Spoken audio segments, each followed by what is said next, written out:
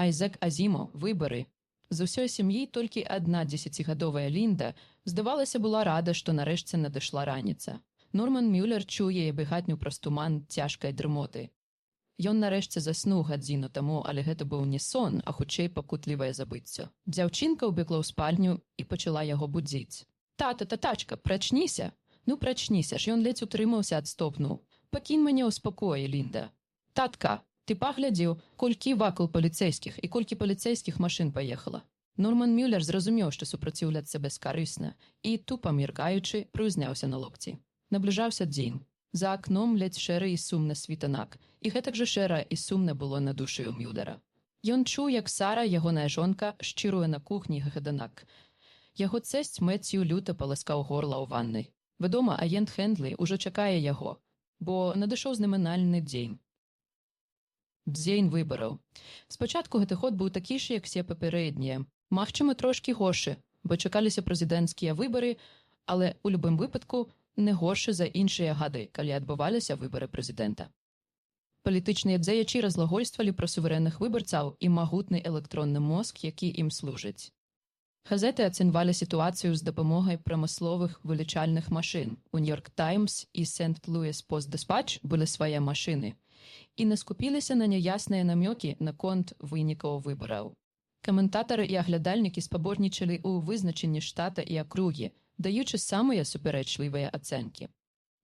Упершыню Мюллер адчуў, што гэты год усё ж не будзе такім, як папярэднія, вечарам 4 кастрычніка, роўна за месяц да выбараў, калі яго жонка Сара Мюллер сказала: «Кентвелл Джонсон кажа, што штатам на гэты раз будзе Індыяна. Я ад яго 4-е гэта чую. Толькі падумаць, на гэты раз наш штат».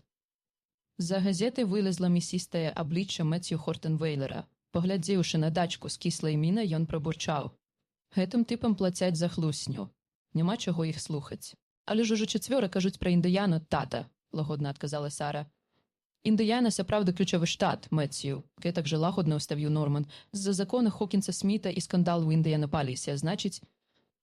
Мэцью грозна нахмурыўся і праскрыпеў: «Ніхто пакуль яшчэ не называў Блумінгтан або акробу Манро, праўда?» «Але ж», – пачаў Мюллер. Лінда, чый востры тварык паварочваўся ад аднаго суразмоўцы да іншага, запытала тонкім голасам: «Ты будзеш выбіраць у гэтым годзе, татка?» Норман лагодна усміхнуўся. «Наўрад ці, мілая. Але ўсё ж гэта быў год прэзідэнцкіх выбараў і кастрычнік, калі жарсці разгараюцца ўсё мацней, а Сара вела спакойнае жыццё, якое разбуджвала яе мары. Але ж гэта было б цудоўна, каб я галасаваў». Норман Мюллер насіў светлыя вусы, калісьці іх элегантнасць заваявала сэрца Сары, але цяпер, кранутыя сівізной, яны толькі падкрэслівалі звычайнасць яго аблічча. Лоб перарэзалі маршчыны, нараджаныя няўпэўненасцю, і нагул, кажучы яго душы стараннага службаўца, была абсалютна чужая думка, што ён народжаны для вялікага або што воля абставінаў можа прывесці яго да велічы. У яго была жонка, праца і дачка, і акрамя рэдкіх хвілін радаснага ўзбуджэння або глыбокага смутку, ён схіляўся да таго, што яго жыццё склалася даволі удала. Таму яго збянтэжыла і нават устрывожыла ідэя, якой загарэлася Сара. «Мілая Мая», – сказаў ён, – «у нашай краіне жыве 200 мільёнаў чалавек. Пры такіх шансах ці варта марнаваць час на пустыя мары?» «Паслухай, Норман, 200 мільёнаў тут ні пры чым, і ты гэта выдатна ведаеш», – адказала Сара. «Па-першае, гаворка ідзе толькі пра людзей ад 60 гадоў. Да таго ж гэта заўсёды мужчыны, і значыць застаецца ўжо каля 5-10 мільёнаў супраць аднаго. А калі гэта і сапраўды будзе Індыяна, у такім выпадку застанецца прыблізна 1,25 мільёна супраць аднаго. Ці было б ты рада, калі б я пачаў гуляць на скачках пры такіх шансах, а? Давайце-ка лепш вычараць». З-за газеты данеслася бурчанне Мэцью. «Дурныя выдумкі». Лінда задала свае пытанне яшчэ раз. «Ты будзеш выбіраць у гэтым годзе, татка?» Норман адмоўна паківаў галавой, і ўсе пайшлі ў сталовую. Да 20 кастрычніка хваляванне Сары дасягнула свайго піку. За кавай яна абвясціла, што міс Шульц, а яе стрыечная сястра служыць сакратарам у аднаго з членаў асамблеі, сказала, што Індыяна дакладна наша. Яна кажа, прэзідэнт Вілерс нават плануе выступіць у Індыянапалісе з прамовай. Норман Мюллер, у якога ў краме быў цяжкі дзень, толькі падняў бровы ў адказ на гэтую навіну. Калі Вілерс будзе выступаць у Індыяне, значыць, ён думае, што мультывак выбара Арызону. У гэтага дурня Вілерса не хопіць смеласці сунуцца куды-небудзь бліжэй, выказаўся Мецью Хортенвейлер, хранічна незадаволены Вашынгтонам. Сара звычайна не звяртала ўвагі на грубасць бацькі, калі гэта не выглядала як прамая абраза, але на гэты раз працягнула развіваць сваю думку. Не разумею, чаму нельга адразу абвясціць штат, потым акругу і так далей, і ўсе, каго гэта не датычыць, былі б спакойныя. Калі б яны так зрабілі, заўважыў Норман, дык палітыкі наляцелі б туды, як крымкачы. А лейс бы абвясцілі горад, там ужо на кожным вуглу стаяў бы кангрэсмен, а то і два. Мецью прыжмурыўся і з сэрцам правёў рукой па рэдкіх сівых валасах. Ды яны і так сапраўдныя крымкачы. Вось паслухайце. Сара паспяшалася перабіць. Сапраўды, тата. Але Мецью працягваў сваю трыяду, не звяртаючы на дачку аніводнай увагі. Я ж памятаю, як усталявалі мультывак. Ён павінен быў пакласці канец барацьбе партый, так казалі тады. Перадвыбарчыя кампаніі больш не будуць пажыраць грошы выбарцаў. Ніводнае ухмыллівае нікчемства не пралезе ў кангрэс або ў Белы дом, бо з палітычным ціскам і рэкламнай мітусняй будзе пакончана. А што атрымалася? Мітусні яшчэ больш, толькі яна дзейнічае сляпую. Адпраўляюць людзей у Індыяну з-за закона Хокінса Сміх у Каліфорнію на выпадак, калі сітуацыя з Джо Хэмер будзе важнейшай. А я кажу, прэч усю гэтую лухту. Вярнуцца да добра старога. Лінда раптам перабіла яго. А ты што, не хочаш, каб тата галасаваў у гэтым годзе, дзед? Мецью злосна зірнуў на ўнучку. Справа не ў гэтым. Ён ізноў павярнуўся да Нормана і Сары. Былі часы, калі я галасаваў. Заходзіў проста ў кабіну, браўся за рычаг і галасаваў. Нічога асаблівага. Я проста казаў, гэты кандыдат мне па душы, і я галасую за яго. Вось як трэба. Лінда захоплена спытала. Ты галасаваў, дзед? Ты праўда галасаваў? Сара паспяшалася спыніць гэты дыялог, з якога лёгка магла нарадзіцца дурная плётка. Ты не зразумела, Лінда. Дзед зусім не хоча сказаць, што ён галасаваў, як цяпер. Калі дзед быў маленькі, усе галасавалі. І твой дзед таксама, толькі гэта было несапраўднае галасаванне. Мецью заро, я тады не быў маленькім. Мне ўжо было 22 гады, і я галасаваў за Лэнклі і галасаваў па-сапраўднаму. Мой голас, можа, і не вельмі шмат значыў, але быў не горшым за ўсе астатнія. Так, усе астатнія, і ніякія мультывакі не... Тут умяшаўся Норман. Добра, Лінда, пара спаць і перастань пытацца пра галасаванне. Вырасцеш, сама ўсё зразумееш. Ён пяшчотна пацалаваў яе, як належыць па ўсіх правілах антысептыкі, і дзяўчынка неахвотна пайшла. Пасля таго, як маці прыгразіла ёй пакараннем і дазволіла глядзець вячэрнюю відэапраграму да чварці на 10-ю з умовай, што яна хутка і добра памыецца. «Дзед», – паклікала Лінда. Яна стаяла, упарта апусціўшы галаву і заложыўшы рукі за спіну, і чакала, пакуль газета не апусіцца, і за яе не пакажуцца касматыя бровы і вочы ў сетці тонкіх маршчын. Была пятніца, 31 кастрычніка. Ну, Лінда падышла бліжэй, абаперлася локцямі на калена дзеда, так што ён быў вымушаны адкласці газету. «Дзед, ты праўда галасавай?» – спытала яна. «Ты ж чула, як я это сказаў, так?» «Ці, па-твойму, я хлушу?» – адказаў ён. «Не, але мама кажа, што тады ўсе галасавалі». «Правільна. А як гэта было? Як усе маглі галасаваць?» Мецью змрочна зірнуў на ўнучку, потым падняў яе, пасадзіў да сябе на калені і нават загаварыў крыху цішэй, чым звычайна. «Разумееш, Лінда, раней усе галасавалі, і гэта скончылася толькі гадоў 40 таму. Скажам, хацелі мы вырашыць, хто будзе новым прэзідэнтам Злучаных Штатаў. Дэмакраты і рэспубліканцы вылучалі сваіх кандыдатаў, і кожны чалавек казаў, каго ён хоча выбраць прэзідэнтам. Калі выбары заканчваліся, падлічвалі, колькі людзей хоча, каб прэзідэнт быў ад дэмакратаў, і колькі ад рэспубліканцаў. За каго аддалі больш галасаў, той і лічыўся абраным. Зразумела?» Лінда кіўнула і спытала. «А адкуль усе ведалі, за каго галасаваць? Ім мультывак казаў?» Мецью свірэпа насупіў бровы. «Яны вырашылі гэта самі». Лінда адсунулася ад яго, і ён ізноў панізіў голас. «Я не злюся на цябе, Лінда. Разумееш, часам трэба было цэлую ноч, каб падлічыць галасы, а людзі не хацелі чакаць. І тады вынайшлі спецыяльныя машыны. Яны глядзелі на першыя некалькі бюлетэняў і параўноўвалі іх з бюлетэнямі з тых жа месцаў за мінулыя гады. Так машына магла падлічыць, якім будзе агульны вынік і каго выберуць». «Зразумела?» Яна кіўнула. «Як мультывак. Першапачатковыя вылічальныя машыны былі нашмат меншымі за мультывак. Але яны станавіліся ўсё больш і маглі вызначыць, як пройдуць выбары па ўсё меншай і меншай колькасці галасаў. А потым, нарэшце, пабудавалі мультывак, які здольны ўсё вырашыць па аднаму голасу. Лінда усміхнулася, бо гэта і было зразумела, і сказала: «Вось і добра». Меццю нахмурыўся і запярэчыў: «Нічога добрага. Я не жадаю, каб нейкая машына казала мне, за каго я павінен галасаваць, таму, маўляў, што нейкі балбатун у Мілуокі выказаўся супраць павышэння тарыфаў. Можа, я хачу галасаваць не за таго, за каго трэба, калі мне так падабаецца, можа, я наогул не хачу галасаваць. Можа». Але Лінда ўжо спаўзла з ягоных кален і пабегла да дзвярэй. На парозе яна сутыкнулася з маці. Сара, не зняўшы ні паліто, ні капелюша, прамовіла, ледзь перабіваючы дыханне: «Бежы гуляць, Лінда, не блытайся ў мамы пад нагамі». Потым, зняўшы капелюш і прытрымліваючы рукой валасы, яна звярнулася да Меццю.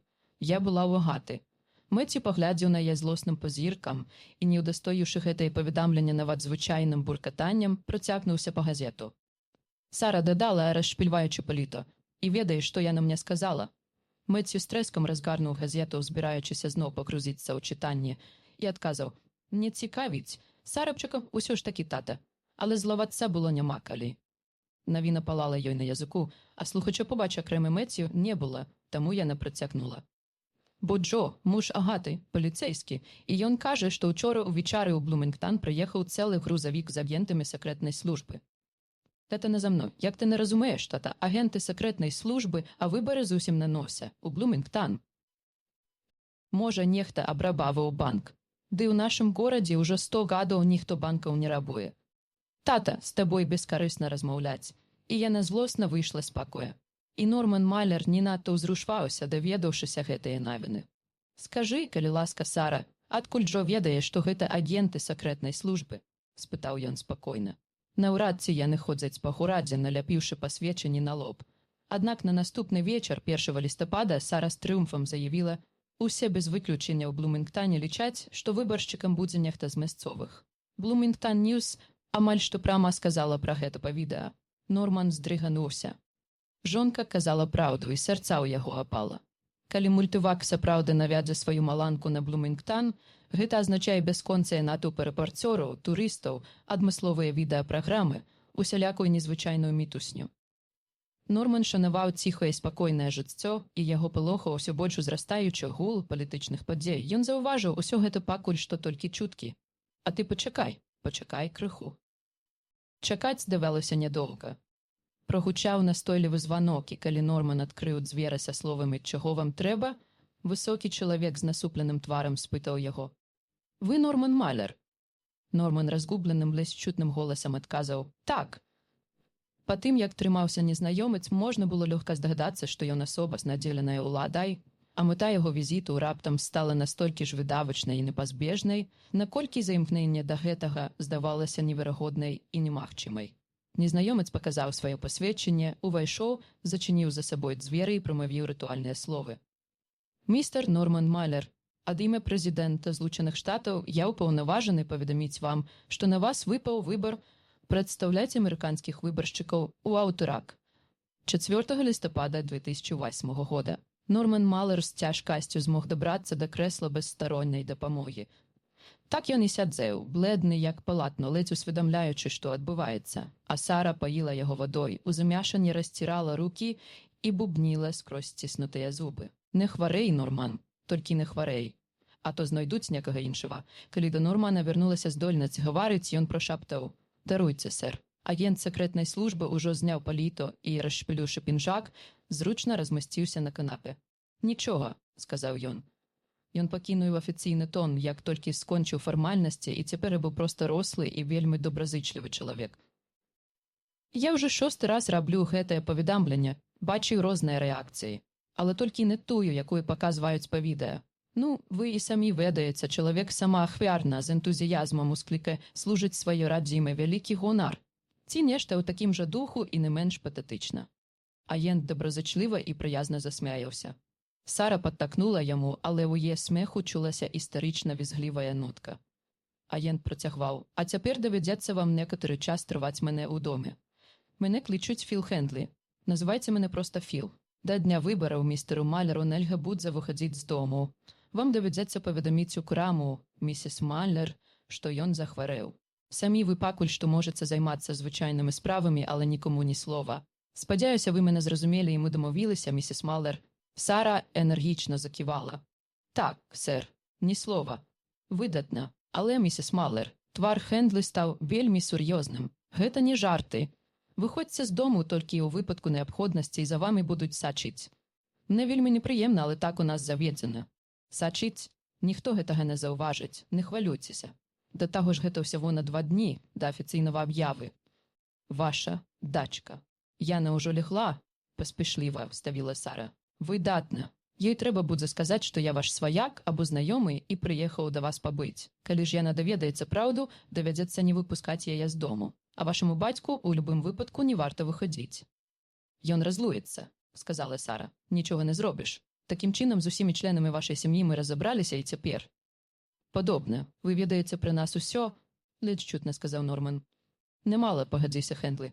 Як бы там ні было, пакуль у мене для вас больш няма інструкцій. Я паспрабую быць карысным, чым магу, і не занадта вам дакучаце. Урад аплачвае выдаткі па маім утрыманні, так што ў вас не будзе лішніх расходаў. Штодня ўвечары мяне будзе змяняць іншы агент, які будзе дзяжурыць у гэтым пакоі. Значыць, лішняя ложа не патрэбна. І вось што, містер Маллер. Так, сэр. Клічце мяне проста Філ, паўтарыў агент. Гэтыя 2 дні да афіцыйнага паведамлення вам даюцца для таго, каб вы паспелі прывыкнуць да сваёй ролі і з'явіліся перад мультывакам у нармальным душэйным стане. Не хвалюйцеся і паспрабуйце пераканаць сябе, што нічога асаблівага не здарылася. Добра? Добра, сказаў Норман і раптам люта заматаў галавой. Але я не хочу браць на сябе такую адказнасць. Чаму абавязкова я? Добра, сказаў Хендлі.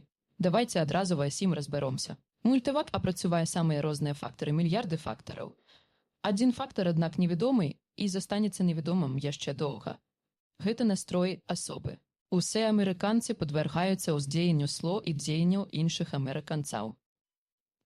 Мультывак можа ацаніць настрой кожнага амерыканца, і гэта дае магчымасць прааналізаваць настрой усіх грамадзян краіны. У залежнасці ад падзей года, адны амерыканцы больш падыходзяць для гэтай мэты, іншыя менш. Мультывак выбраў вас як самага тыпавага прадстаўніка краіны на гэты год. Не як самага разумнага, моцнага або дачлівага, а проста як самага тыпавага. А высновы мультывака сумненню не падлягаюць, ці не так. А хіба ён не можа памыліцца? Спытаў Норман. Сара нецярпліва перапыніла мужа. Не слухайце яго, сэр, ён проста нервуецца. Увогуле, ён чалавек начытаны і заўсёды сочыць за палітыкай. Хендлі сказаў: «Прашэнні прымае мультывак, місіс Маллер. Ён выбраў вашага мужа. А ці ўсё яму вядома?» Упарта настойваў Норман. Ці не можа ён памыліцца? Можа. Я буду з вамі зусім шчырым. У 1993 годзе выбаршчык памёр ад інсульту за 2 гадзіны да таго, як яго павінны былі паперадзіць пра прызначанае. Мультывак гэтага не прадказаў, не мог прадказаць. У выбаршчыка можа быць няўстойлівая псіхіка, нізкія маральныя прынцыпы, ці, калі на тое пайшло, ён можа быць увогуле нелаяльным. Мультывак не здольны ведаць усё пра кожнага чалавека, пакуль не атрымае ўсіх звестак, якія толькі ёсць. Таму заўсёды ёсць запасныя кандыдатуры. Але наўрад ці на гэты раз яны спатрэбяцца. Вы цалкам здаровы, містер Маллер, і прайшлі старанную завочную праверку. Вы падыходзіце. Норман закрыў твар рукамі і замёр у нерухомасці. «Заўтра раніцай, сэр», — сказала Сара. «Ён прыйдзе ў сябе. Яму проста трэба звыкнуцца з гэтай думкай. Вось і ўсё». «Зразумела», — пагадзіўся Хендлі. Калі яны засталіся сам-насам у спальні, Сара Маллер выказала сваё меркаванне па-іншаму і нашмат больш энергічна. Сэнс яе натацыі быў такі: «Вазьмі сябе ў рукі, Норман. Ты ж усімі сіламі стараешся ўпусціць магчымасць, якая здараецца раз у жыцці». Норман прышаптаў роспачы: «Я баюся, Сара, баюся ўсяго гэтага». «Боже мой, чаму? Неужо так страшна адказаць на 1-2 пытанні? Занадта вялікая адказнасць. Яна мне не па сілах». «Адказнасць? Ніякай адказнасці няма. Ці выбраў мультывак. Уся адказнасць ляжыць на мультываку. Гэта кожны ведае». Норман сеў у ложку, ахоплены раптоўным прыступам злосці і розпачы. «Кажуць, што кожны ведае, а ніхто нічога ведаць не хоча. Ніхто. Ціха», — злосна прашыпела Сара. «Цябе на іншым канцы гора адчуваць». «Нічога ведаць не хоча», — паўтарыў Норман, адразу панізіўшы голас да шэпту.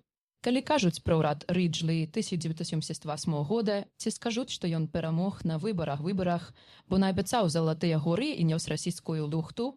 Нічога падобнага. Мне кажуць, выбар падонка Маккомбера.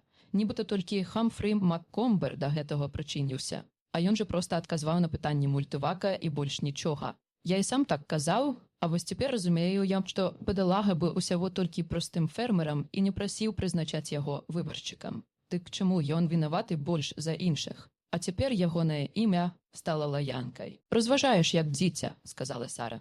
«Розважаю, як дарослы чалавек. Вы што, Сара, я адмовлюся. Яны не могуць мяне прымусіць, калі я не хачу. Скажу, што захварэў. Скажу». Але Сары гэта ўжо надакучыла. «А цяпер паслухай мяне», – прашаптала яна ў халодным гневе.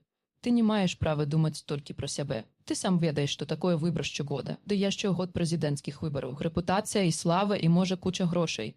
А потым ізноў станавіся за прылавак. Ніякіх прылаўкаў, цябе прызначаць як мінімум кіраўнікам аднаго з філіялаў, калі будзеш рабіць усё разумна, а ўжо гэта я бяру на сябе. Калі ты правільна разыграеш свае карты, то універсальная крама Кеннела давядзецца заключыць з табой выгадны для нас кантракт з пунктам пра рэгулярнае павялічэнне тваёй зарплаты і абавязкам выплачваць табе прыстойную пенсію. Выбаршчыка Сара прызначаюць зусім не для гэтага. А цябе якраз для гэтага. Калі ты не хочаш думаць пра сябе або пра мяне, я ж прашу не для сябе, то пра Лінду ты падумаць абавязаны. Норман застагна. Абавязаны ці не? Грозна спытала Сара. Так, мілая, прашептаў Норман. 3 лістапада было афіцыйнае паведамленне, і цяпер Норман ужо не змог бы адмовіцца, нават калі б яго хапіла на гэта смеласці.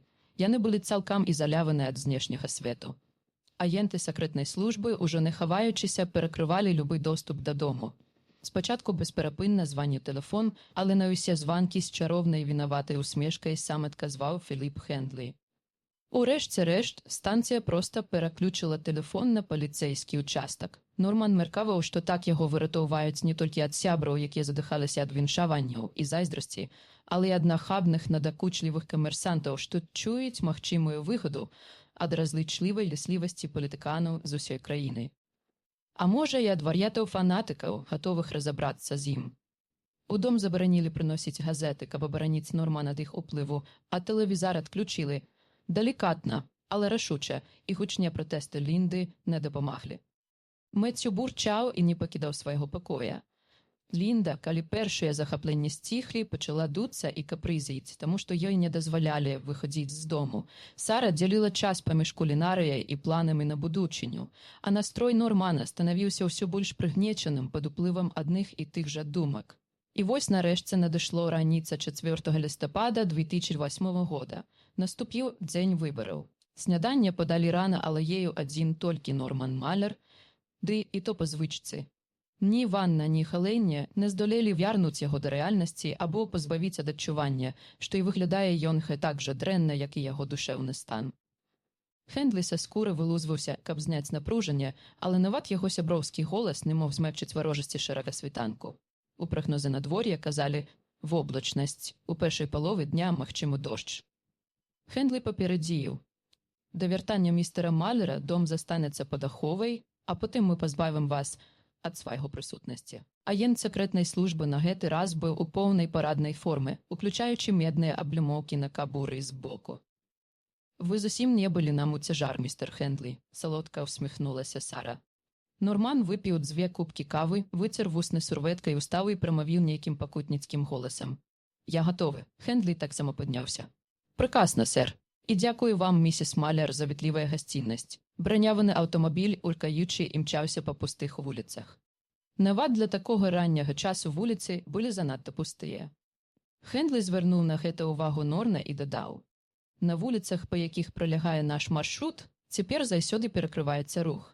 Гэта правіла было ўведзена пасля таго, як замах тэрарыста ў 92-м годзе ледзь не сарваў выбары Леверата. Калі машына спынілася, Хендлі, уважлівы, як заўсёды, дапамог Малеру выйсці. Яны апынуліся ў падзёмным калідоры. Уздоўж сцен, якога шыхтам стаялі салдаты па стойцы смірна. Малера правялі ў ярка асветлены пакой, дзе 3 чалавек у белых халатах сустрэлі яго прыязнымі смешкамі. Норман сказаў рэзка: «Але гэта ж бальніца». «Неважна», – адразу адказаў Хендлі. «Проста ў бальніцы ёсць усё неабходнае абсталяванне. Ну дык што мне трэба рабіць?» Хендлі кіўнуў.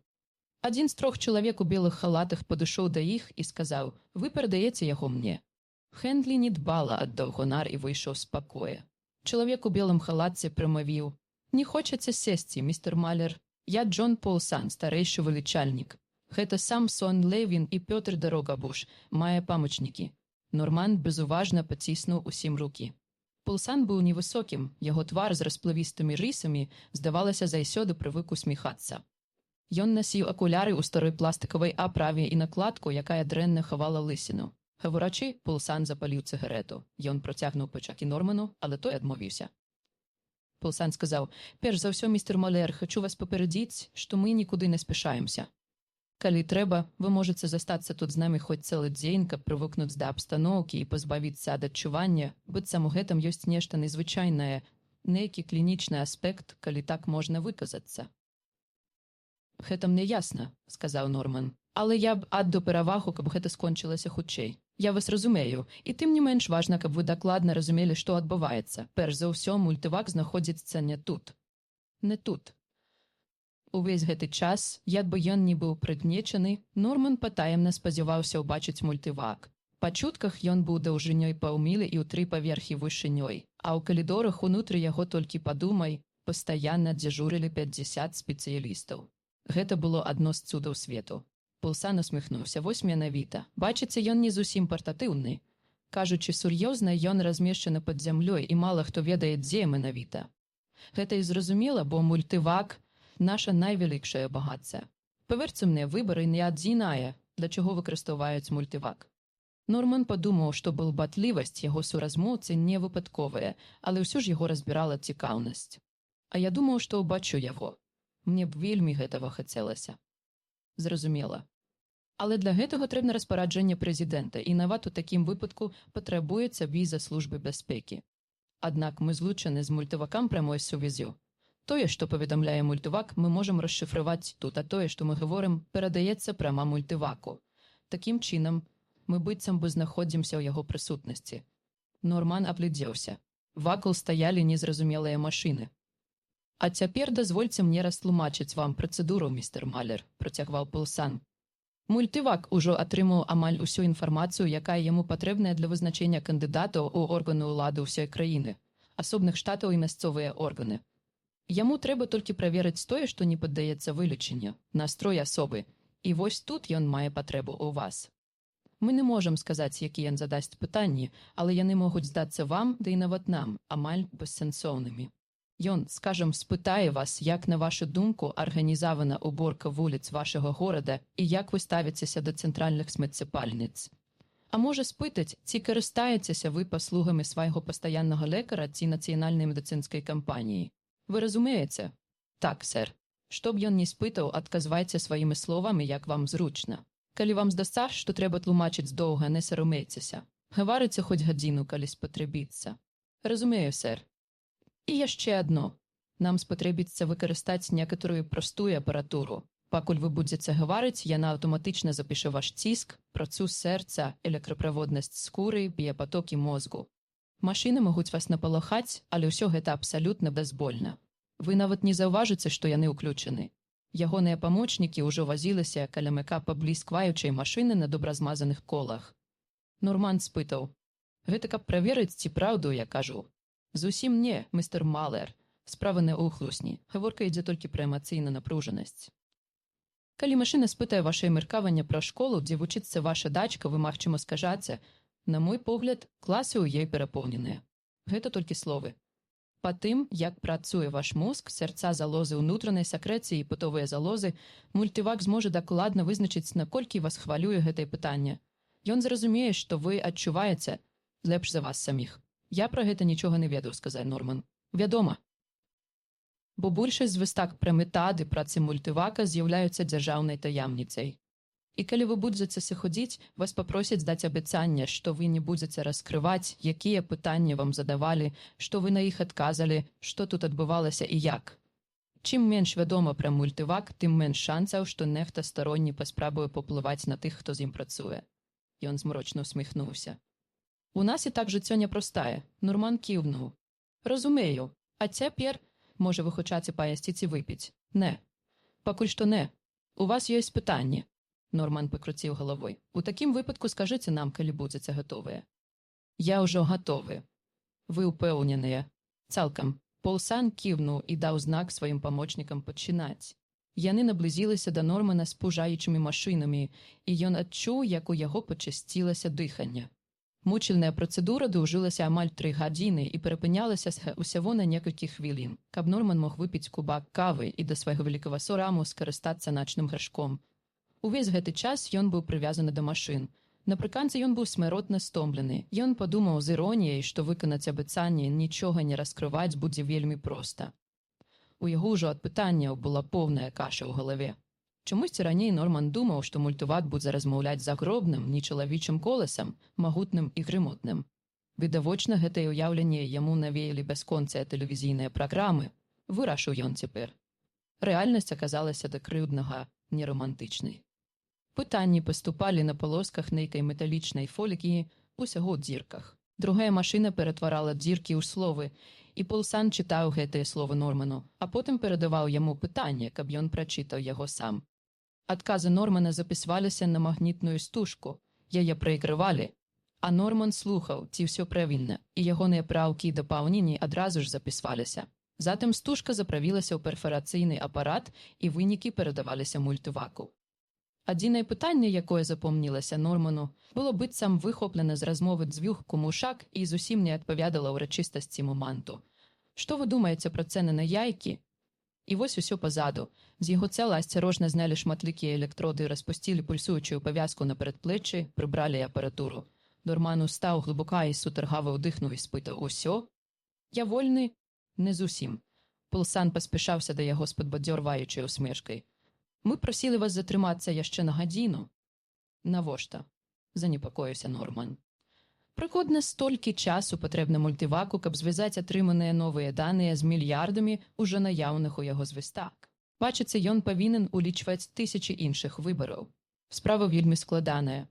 І можа здарыцца так, што нейкае прызначэнне акажацца неўвязанае, скажам, санітарнага інспектара ў горадзе Фінікс, штат Арызона, ці муніцыпальнага саветніка ў Уілкс-Бару, штат Паўночная Караліна. У такім выпадку мультывак будзе вымушаны задаць вам яшчэ некалькі вырашальных пытанняў». «Не», – сказаў Норман, – «я больш ні за што не згаджуся». «Магчыма, гэтага і не спатрэбіцца», – запэўніў яго Полсан. «Такія сітуацыі ўзнікаюць вельмі рэдка, але на ўсялякі выпадак вам давядзецца пачакаць». У яго голасе прагучалі ледзь прыкметныя сталёвыя ноткі. «Вашыя жаданні тут нічога не вырашаюць. Вы абавязаны». Норман стомлена сеў на крэсла і паціснуў плячыма. Полсан працягваў: «Чытаць газеты вам не дазваляецца, але калі дэтэктыўныя раманы, партыя ў шахматы ці нешта падобнае дапамогуць вам скароткаць час, вам дастаткова толькі сказаць. Нічога не трэба. Я проста пасяджу». Яго прывялі ў маленькі пакой побач тым, дзе ён адказваў на пытанні. Ён сеў у крэсла, абцягнутае пластыкам, і заплюшчыў вочы. «Хочаш, не хочаш, а давядзецца чакаць, пакуль скончыцца гэты апошні гадзіннік». Ён сядзеў нерухома, і паступова напружанне спала. Дыханне стала менш перарывістым, і дрыхотка ў пальцах больш не перашкаджала сціскаць рукі. Можа, пытанняў больш не будзе. Можа, усё скончылася. Калі гэта так, яго чакаюць факельныя шасці і выступленні на разнастайных прыёмах і сходах. Выбарчык гэтага года. Ён, Норман Малер, звычайны прадавец з маленькай крамы ў Блумінгтоне, штат Індыяна, не народжаны вялікім, не дасягнуўшы велічы ўласнымі заслугамі, трапіў у незвычайную сітуацыю. Яго прымусілі стаць вялікім. Гісторыкі будуць урачыста згадваць выбары Малера ў 2008 годзе, бо гэтыя выбары будуць называцца менавіта так – выбары Малера. Слава, павышанне ў пасадзе, зіходкі і грашовыя патокі – усё тое, што было так важна для Сары, амаль не займала яго. Вядома, гэта вельмі прыемна, і ён не збіраецца адмаўляцца ад падобных выгод. Але ў гэты момант яго займала нешта зусім іншае. У ім раптам прачнуўся патрыятызм. Што не кажа, а ён тут прадстаўляе ўсіх выбаршчыкаў краіны. Іх спадзяванні сабраліся ў ім як у фокусе. На гэты адзіны дзень ён стаў увасабленнем усёй Амерыкі. Дзверы адчынілася, і Норман увесь нацягнуўся, чакаючы. На імкненне ён унутрана сціснуўся. Няўжо зноў пытанні? Але Полсан усміхаўся. «Усё, містер Малер. І больш ніякіх пытанняў, сэр? Ніводнага, прайшло без ускладненняў. Вас адвязуць дадому, і вы зноў станеце прыватнай асобай, вядома, наколькі гэта дазволіць вам шырокая публіка. Дзякуй. Норман пачырванеў і спытаў. Цікава, а хто абраны? Пулсан пакруціў галавой. Давядзецца чакаць афіцыйнага паведамлення. Правілы вельмі строгія. Мы нават вам не маем права сказаць. Думаю, вы разумееце. Вядома. Вядома, збянтэжана адказаў Норман. Агент службы бяспекі дасць вам падпісаць неабходныя дакументы. Добра. І раптам Норман адчуў ганар. Незвычайны ганар. Ён ганарыўся сабой. У гэтым недасканалым свеце суверэнныя грамадзяне першай у свеце і найвялікшай электроннай дэмакратыі праз Нормана Малера, так праз яго, зноў здзейснілі сваё свабоднае, нічым не абмежаванае права выбіраць свой урад.